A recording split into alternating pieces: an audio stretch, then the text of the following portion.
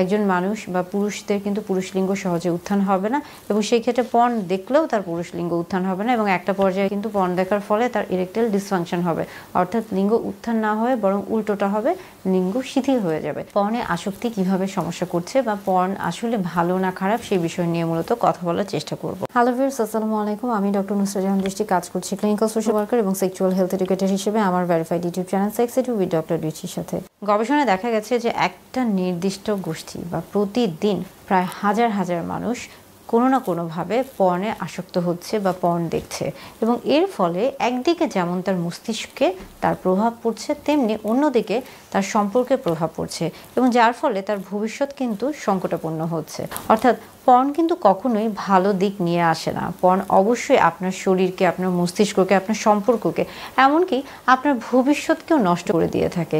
তাই যদি আপনি পর্নের প্রতি আসক্ত হয়ে থাকেন বা পর্নের প্রতি যদি আপনার আসক্তি থাকে, তাহলে এই মুহূর্তে আজকে থেকে আপনাকে চিন্তা করতে হবে, চেষ্টা করতে হবে কীভাবে আপনি পর্ন থেকে নিজেকে দূরে রাখতে পারবেন।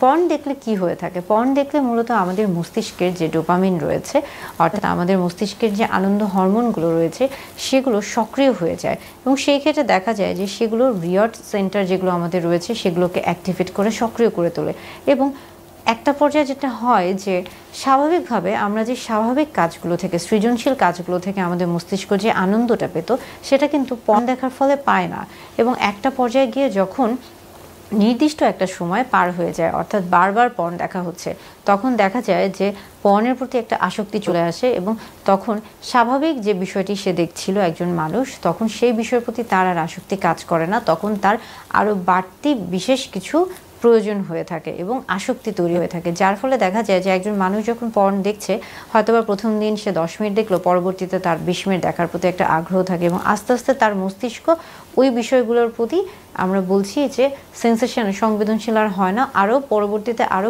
বেশি জোরালো কিছু চাইতে থাকে এবং যার ফলে কিন্তু মস্তিষ্কের এই যে একটা রিওয়ার্ড পয়েন্টের যে বিষয়টা রয়েছে বা সক্রিয় থাকার যে বিষয়টি রয়েছে, সেটা কিন্তু নষ্ট হয়ে যায়। অর্থাৎ পর্ন কিন্তু কখনোই একজন মানুষের জন্য ভালো হতে পারে না এবং এটা কিন্তু কখনোই, একটা বিষয় খেয়াল করবেন, পর্ন কখনোই সেক্স এডুকেশনের পার্ট না। পর্ন দেখে কখনোই সেক্স এডুকেশন পাওয়া সম্ভব না বা যৌন শিক্ষা পাওয়া সম্ভব না।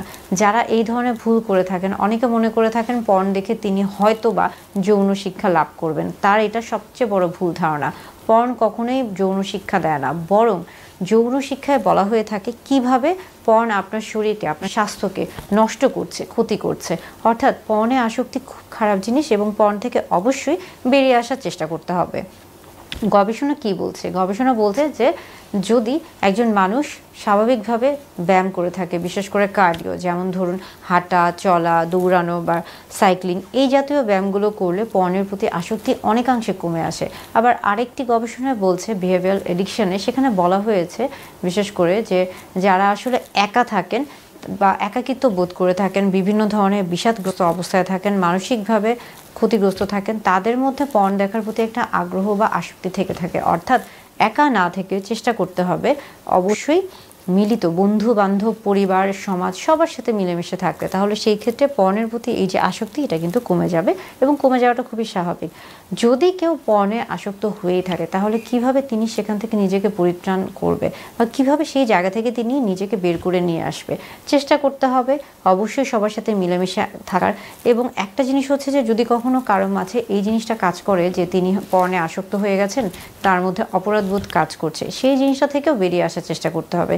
আপনি যখন এই মুহূর্তে বুঝতে পারছেন যে আপনি একটা খারাপ কাজ করে ফেলছেন বা আপনার সেটা হয়তো বা আপনার ইচ্ছার বিরুদ্ধে বা অনিচ্ছাকৃতভাবে, সেই ক্ষেত্রে দেখা যাচ্ছে যে আপনি যখনই বুঝতে পারবেন ঠিক ওই মুহূর্তে সেই জায়গা থেকে আপনাকে বিরত থাকতে হবে এবং আস্তে আস্তে আপনি চাইলে আপনার প্রিয়জন, বন্ধু বান্ধব, পরিবার সবার সাহায্য নিতে পারেন এবং সেই ক্ষেত্রে অবশ্যই একজন বিশেষজ্ঞ চিকিৎসকের পরামর্শ নেওয়া খুব প্রয়োজন। এবং অবশ্যই কখনোই কিন্তু একা একা পর্ন থেকে বেরিয়ে আসা বা যে কোনো আসক্তি থেকে একা একা বেরিয়ে আসাটা একটু কষ্টকর হয়ে থাকে। সেই ক্ষেত্রে অবশ্যই গ্রুপ সাপোর্ট নিতে পারেন, বিশেষজ্ঞ চিকিৎসকের সাপোর্ট নিতে পারেন, সহায়তা নিতে পারেন। অর্থাৎ এই ক্ষেত্রে কাউন্সিলিংও অনেক ভালো কাজ করে থাকে। পরিবার থেকে শুরু করে সবাই আপনাকে এই ক্ষেত্রে অবশ্যই সাহায্য করবে। আপনি যখন এই বিষয়টা গুরুত্ব সহকারে নেবেন এবং কারোর সাথে আলোচনা করবেন তখন আপনাকে আশা করি কেউ তুচ্ছ-তাচ্ছিল্য করবে না, বরং আপনাকে সাহায্য করার মন মানসিকতা নিয়েই সবাই এগিয়ে যাবে। আরেকটা বিষয় হচ্ছে যে আমেরিকান সাইকিয়াট্রিক অ্যাসোসিয়েশন বা সেই ক্ষেত্রেও কিন্তু বলা হয়েছে যে যারা পর্নে আসক্ত রয়েছে তাদের ক্ষেত্রে কিন্তু এই জাতীয় সমস্যাগুলো রয়েছে। তাই স্বাভাবিক যে বিষয়গুলো রয়েছে, যেমন ধরুন আমরা যদি বলি যে সুন্দর এবং স্বাস্থ্যকর জীবনযাত্রা যে গঠন রয়েছে, যে ধরন রয়েছে, যেমন ধরুন যে পর্যাপ্ত পরিমাণে ঘুমানো, দুশ্চিন্তা না করা, নিয়মিত একটা সৃজনশীল কাজে ব্যস্ত থাকা, এই যে কাজগুলো রয়েছে এই কাজগুলোর মাঝে নিজেকে গুটিয়ে রাখা, এই কাজগুলোর মধ্যে নিজেকে অবশ্যই যুক্ত করার চেষ্টা করতে হবে। নিজেকে কোনো কিছু থেকে গুটিয়ে রাখা যাবে না, একাকিত্ব বোধ করা যাবে না, তাহলে সেই ক্ষেত্রে পর্নের প্রতি আসক্তি বেড়ে যাবে। আর পর্নের ক্ষেত্রে আবারও বলছি যে পর্ন দেখলে কি হয়ে থাকে, পর্ন দেখলে মূলত পুরুষদের ক্ষেত্রে পর্ন যদি তারা বেশিক্ষণ দেখে থাকে তাহলে সেই ক্ষেত্রে ডোপামিন নিঃসরণ বেড়ে যাবে এবং সেই ক্ষেত্রে পর্ন ইনডিউসড ইরেকটাইল ডিসফাংশন হবে। অর্থাৎ পরবর্তীতে কিন্তু একজন মানুষ বা পুরুষদের কিন্তু পুরুষ লিঙ্গ সহজে উত্থান হবে না এবং সেই ক্ষেত্রে পর্ন দেখলেও তার পুরুষ লিঙ্গ উত্থান হবে না এবং একটা পর্যায়ে কিন্তু পর্ন দেখার ফলে তার ইরেকটাইল ডিসফাংশন হবে। অর্থাৎ লিঙ্গ উত্থান না হয়ে বরং উল্টোটা হবে, লিঙ্গ শিথিল হয়ে যাবে। অর্থাৎ এই ধরনের বেশ কিছু সমস্যা কিন্তু একজন পুরুষের ক্ষেত্রে দেখা দিয়ে থাকে। তাই অবশ্যই পর্ন আসক্ত থেকে নিজেকে দূরে রাখার চেষ্টা করতে হবে এবং এই ক্ষেত্রে প্রয়োজন হলে বিশেষজ্ঞ চিকিৎসকের পরামর্শ নিতে হবে। ইরেকটাইল ডিসফাংশন বা লিঙ্গ উত্থানজনিত সমস্যা নিয়ে গবেষণা কি বলছে? 2013 সালে একটি গবেষণা হয়েছে, যেখানে জার্নাল অফ সেক্সুয়াল মেডিসিন একটি গবেষণা হয়েছে এবং সেখানে বলা হয়েছে ইরেকটাইল ডিসফাংশন মূলত মানসিক অবস্থার সাথে সম্পৃক্ত। 2014 সালে দ্য জার্নাল অফ ইউরোলজির একটি গবেষণায় বলা হয়েছে ইরেকটাইল ডিসফাংশন মূলত রক্তের বিভিন্ন ধরনের যে ওষুধগুলো গ্রহণ করা হয়ে থাকে সেটার সাথে সম্পৃক্ত। 2018 সালে বেশ কিছু গবেষণা রয়েছে এবং 2016, 17, 18 এই গবেষণাগুলো জার্নাল অফ সেক্সুয়াল মেডিসিনের সাথে হয়েছে এবং সেখানে 2016 সালে জার্নাল অফ সেক্সুয়াল মেডিসিনে বলা হয়েছে ইরেকটাইল ডিসফাংশনের যে সমস্যাগুলো রয়েছে এটা মূলত হার্টের সাথে সম্পৃক্ত। 2017 সালে জার্নাল অফ সেক্সুয়াল মেডিসিনে বলা হয়েছে ইরেকটাইল ডিসফাংশনের সমস্যাগুলো মূলত মানুষের লাইফস্টাইল মডিফিকেশনের সাথে সম্পৃক্ত। 2018 সালে দ্য জার্নাল অফ সেক্সুয়াল মেডিসিনে বলা হয়েছে ইরেকটাইল ডিসফাংশনের সমস্যাগুলো মূলত মানুষের হরমোনের যে বিষয়গুলো থাকে সেখান থেকে সম্পৃক্ত বা সেগুলোর সাথে সম্পৃক্ত।